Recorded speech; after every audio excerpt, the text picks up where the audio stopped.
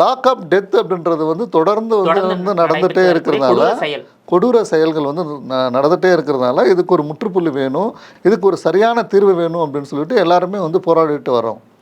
அதே மாதிரி சுச்சுவேஷனில் வந்து இன்றைக்கி வந்து பார்த்திங்க அப்படின்னா, அந்த உடல் கூராய்வு நடத்தப்பட்ட இடத்துல வந்து பார்த்திங்க அப்படின்னா, இப்போ அவங்க வந்து ப்ரைவேட் ஹாஸ்பிட்டலில் வந்து பண்ணியிருக்கிறதெல்லாம் வந்து சரிப்பட்டு வராது. அது அரசு மருத்துவமனைகளில் தான் வந்து பார்த்திங்கன்னா உடல் கூராய்வு வந்து நடத்தணும் அப்படின்னு சொல்லிட்டு மதுரை அரசு மருத்துவமனையில் வந்து 2 தடவியல் அறிவியல் துறை சார்ந்தவர்களை வச்சு வந்து உடல் பரிசோதனை உடல் கூராய்வு வந்து நடத்தப்பட்டுள்ளது.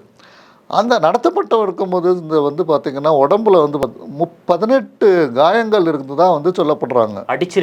அடிச்சிருக்காங்க. அதோடு மட்டும் இல்லாமல் உடல் உள்ளுறுப்புகளில் வந்து பார்த்திங்கன்னா நிறைய காயங்கள் இருந்தது, உள்காயம் இருந்தது அப்படின்றதும் சொல்லப்பட்டிருக்கிறது. நிறைய உள்காயங்கள் வந்து இருக்குது. அதே மாதிரி காதுகளில் வந்து பார்த்திங்கன்னா ரத்தம் வந்திருக்கு, முதுகில் வந்து அடி விழுந்திருக்கு,